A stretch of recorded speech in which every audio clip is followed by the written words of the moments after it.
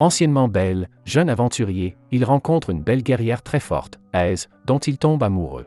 Sa déesse protectrice, Estia, est très jalouse des filles qui tentent de séduire Belle, mais grâce à son aide et à celle de ses nouveaux coéquipiers, le jeune aventurier monte rapidement en grade grâce à ses efforts et devient très célèbre parmi les aventuriers. Mais il y a aussi de nombreux compagnons d'aventure qui le détestent pour cette raison et qui sont prêts à tout pour éliminer ce jeune garçon aux grands rêves. Pour éviter cela, Aise, dont il est toujours amoureux, l'entraîne pour le rendre plus fort.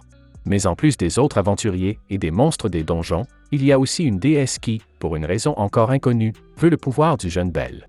Belle n'est encore qu'un novice de niveau 1, et il ne peut s'empêcher d'être triste.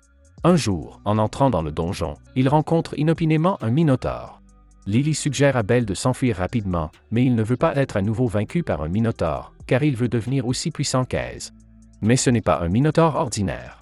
Après avoir été entraîné par le familier de Freja, cette créature est plus puissante que les autres minotaures. À ce moment-là, Aise et son équipe entrent également dans le donjon. Voyant Belle en difficulté, Aise a l'intention de l'aider, mais Belle refuse. Cette fois, il veut le vaincre seul. Belle continue d'attaquer le minotaure et le frappe à plusieurs reprises, pour finalement le vaincre. Aise et ses compagnons sont choqués par la rapidité avec laquelle Belle est devenu plus fort. Peu de temps après, Belle passe au niveau 2. Belle acquiert une nouvelle capacité qui lui permet de débloquer un pouvoir capable de renverser la situation au moment critique. La renommée de Belle se répand non seulement parmi les aventuriers, mais aussi parmi les dieux. Belle peut désormais trouver d'autres compagnons pour faire équipe, mais certains membres de sa famille envient sa renommée et viennent le provoquer. Heureusement, les amis de Belle, la puissante servante elfique et le tavernier les repoussent. Après avoir monté en niveau, Belle a l'intention d'acheter un meilleur équipement, il se rend donc à nouveau à la boutique. Par coïncidence, Welf y vend ses produits. Welf propose de rejoindre l'équipe de Belle et de lui forger un équipement gratuit.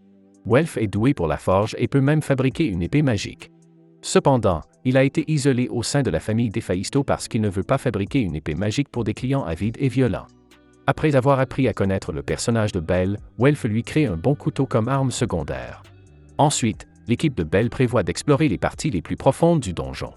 Au même étage que Belle se trouve une autre équipe, qui rencontre un grand nombre de monstres difficiles et qui n'a d'autre choix que de s'enfuir. Pendant leur fuite, ils rencontrent l'équipe de Belle, ce qui pousse les monstres à s'en prendre à l'équipe de Belle. Dans le passage, un grand nombre de monstres apparaissent des deux côtés. De plus, le passage s'effondre et Lily et Welf sont blessés. Dans une situation aussi désespérée, il est impossible de vaincre les monstres et de retourner à l'étage supérieur. Lily suggère de descendre plus bas, car l'étage suivant est une zone sur 100 monstres. S'ils parviennent à dépasser le 17e étage, ils pourront se mettre à l'abri du danger. Pendant ce temps, l'équipe qui s'est échappée du donjon informe Estia de la situation et lui demande de retourner au donjon pour sauver l'équipe de Belle. De plus, elle demande l'aide d'autres dieux. Le dieu messager, Hermès, participe au sauvetage avec ses familiers. Belle et ses compagnons se dirigent maintenant vers le 17e étage. Lily cache leur odeur avec un objet puant pour éviter d'être repérée par les monstres. Cependant, après un certain temps de marche, l'odeur de l'objet disparaît et un groupe de minotaures les remarque.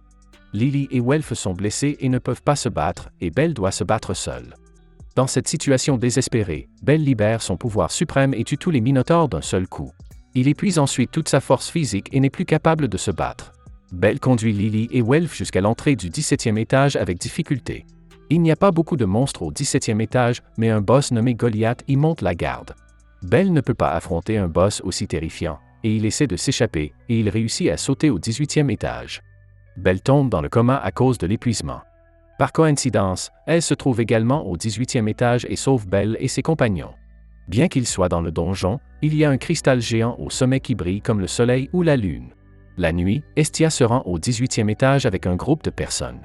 Les dieux n'ont pas le droit d'entrer dans le donjon, mais Belle n'est pas rentrée chez lui depuis longtemps, alors Estia fait une exception pour le sauver dans le donjon. Hermès est également avec Estia. Les deux dieux entrent rarement dans le donjon et décident donc d'y rendre visite. Les aventuriers ont construit une ville au 18e étage où il y a des auberges et des magasins, mais elle est si chère que personne ne veut y dépenser de l'argent. Après avoir fait le tour de la ville, les filles décident de se baigner ensemble dans la rivière. C'est alors qu'Hermès demande à Belle de le suivre. Ils grimpent tous les deux à un arbre et Belle se rend compte qu'Hermès veut regarder les filles se baigner. Belle veut arrêter Hermès, mais il est poussé dans la rivière. En voyant Belle, certaines filles sont timides et d'autres sont excitées. Belle s'enfuit et atteint une autre rivière, où il ne s'attend pas à trouver une fille. La fille elfe est l'amie de Belle. L'elfe est maintenant serveuse dans une taverne, mais elle était une aventurière de niveau 4. Ses compagnons ont été tués par d'autres aventuriers et elle est la seule à avoir survécu. Pour venger ses compagnons, l'elfe a tué tous les aventuriers qui avaient comploté contre eux. Depuis, elle travaille dans une taverne et n'entreprend plus d'aventures. L'elfe ne revient dans le donjon que grâce à son amitié avec Belle. Comme Belle monte rapidement en niveau, il y a beaucoup de jaloux. Le lendemain, ils enlèvent Estia et obligent Belle à se rendre dans un endroit isolé. Les aventuriers jaloux l'entourent et l'un d'entre eux propose de se battre en un contre un avec Belle. Cet homme peut se rendre invisible, ce qui met Belle à terre. Il s'avère que pour tester Belle, Hermès a secrètement donné à l'homme le casque magique qui lui permet de devenir invisible. Pendant ce temps, les compagnons de Belle se battent contre les aventuriers qui l'entourent. Estia est également sauvée par Lily et elles partent à la recherche de Belle. Pendant le combat, Belle acquiert peu à peu un sens particulier. Il est capable de détecter les mouvements de son adversaire grâce à son hostilité et le bête. L'adversaire ne veut pas accepter son échec et veut même tuer Belle. En colère, Estia arrête le duel avec un pouvoir divin, mais les dieux n'ont pas le droit d'entrer dans le donjon et d'utiliser le pouvoir divin.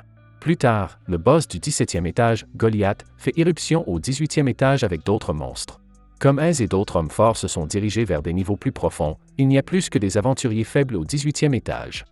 Belle rejoint immédiatement le combat avec ses camarades, mais Goliath est si puissant qu'il ne peut être tué qu'en unissant ses forces.